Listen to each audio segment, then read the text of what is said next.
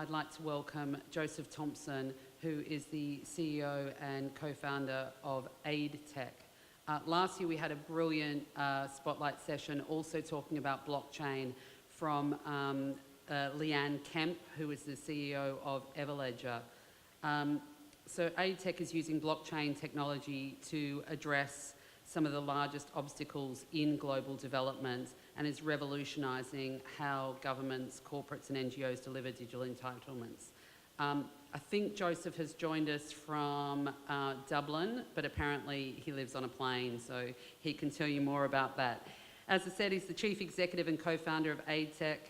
He is also the United Nations Sustainable Development Goals pioneer for blockchain technology. So I'm sure you are going to learn a lot today. So welcome, Joseph.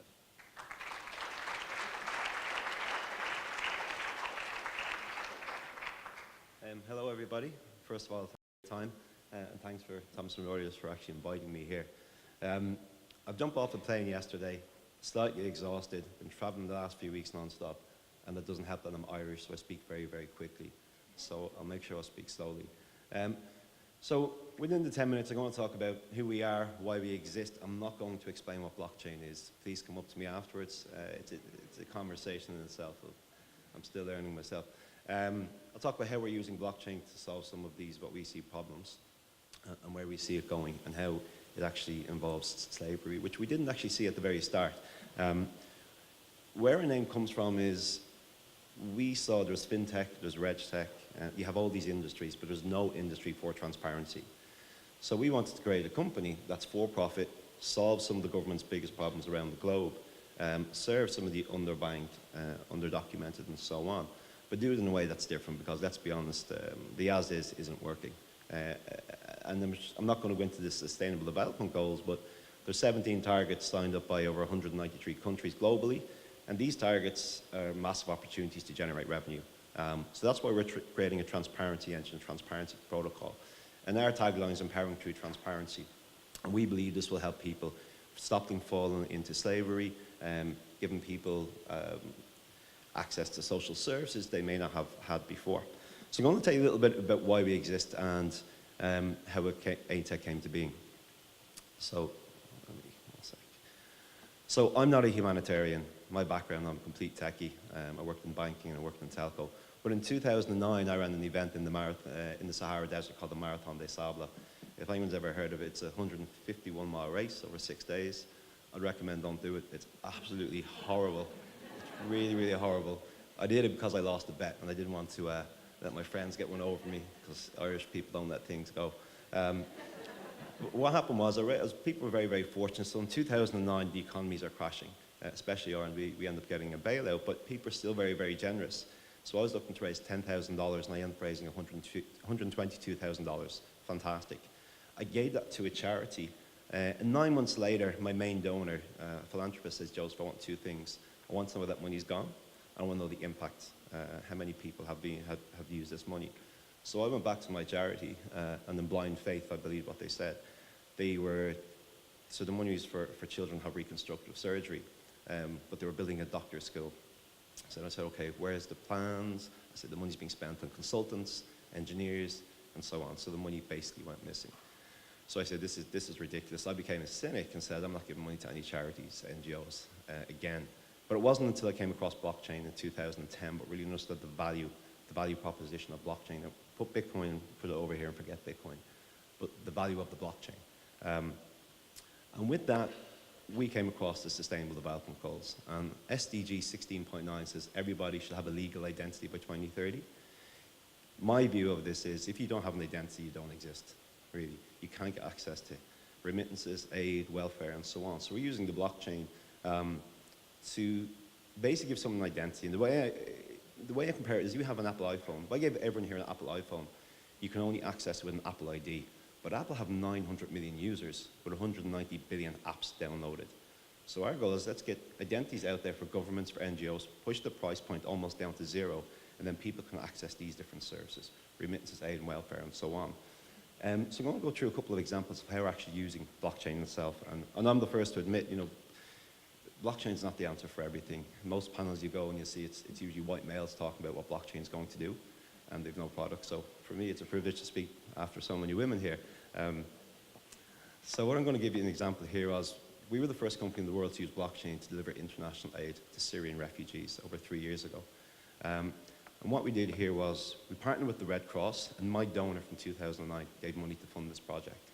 So we worked with 500 Syrian refugees. The Red Cross had the data on who they were, and we gave it simple plastic cards. And those plastic cards were the identity. So think of your driver's license and your credit card becoming one. So we were able to confirm every transaction on the blockchain.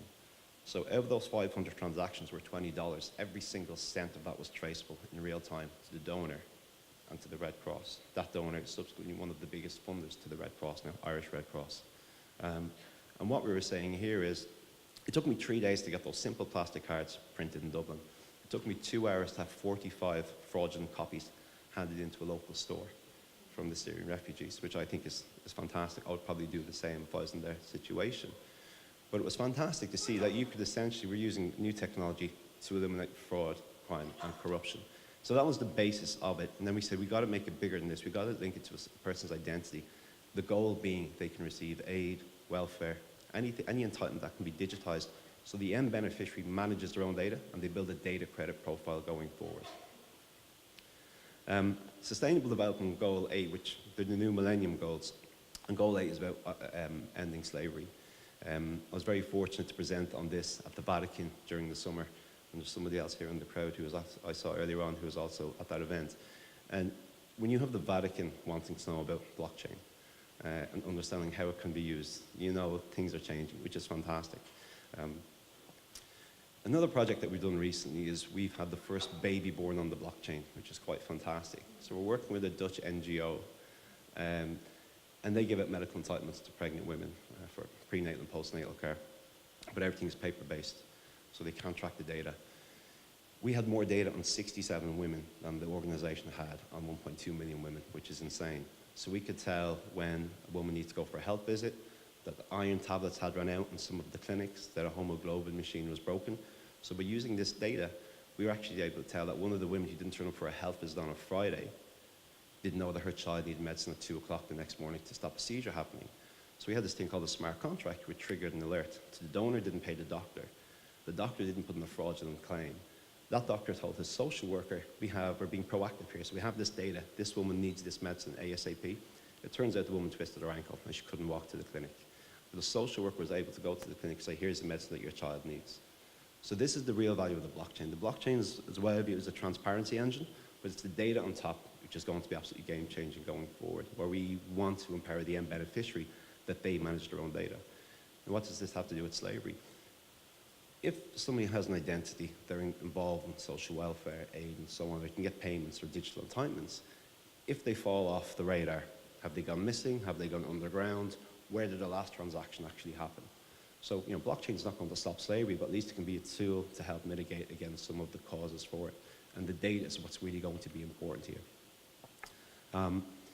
We've built a product now which goes live with the Red Cross next week, where you can make direct donations to end beneficiaries that have an identity, and it's up to them if they want to share that information. So now I can actually buy zinc tablets on behalf of this pregnant woman in Tanzania. If she is registered with the Red Cross that we work with, or the UN, or Farm Access, the organization that we work with from Holland, actually delivering these entitlements, I now know exactly where my money goes. And this goes back for me trying to solve that problem, where somebody stole over $100,000 on me. But now I have complete transparency, so I now know if that lady, if she goes to collect her medical entitlements, I get an email, a notification to say, hey, your money's gone here. So that engages me as a donor, and I have complete transparency. What that can potentially do for governments, for aid, welfare, and so on, potentially it's massive. I'm just about to wrap up, but we were very lucky last year to win City's Tech for Integrity Game Changer of the Year award for fighting corruption. I think it's a figure of 4.4 trillion goes missing every year through inefficiencies of humans, fraud, corruptions, and so on. Where Christina Guy gave us the award, which we're very, very proud of. And the night we won MasterCard's Company of the Year as well. The way we view financial inclusion needs to happen. It's not trying to beat the banks or put the banks to the side. It's working on top of existing banking system, banking rails. The problem there is KYC and AML. But if you have governments verifying the end beneficiary identity, then person can access to identity and then you get access to services and so on. The final slide is, I'm very fortunate to be the UN SDG pioneer for blockchain. So it's good that you have all the governments now looking at blockchain as a potential solution to some of their biggest problems, because they need transparency, they need to go back to their donors to let them know where the money goes. And we're just very, very privileged and honored to be part of that journey. So that's my presentation. Please feel free to ask me any questions later on, and my contact details are up there if you want to follow up. Thank you.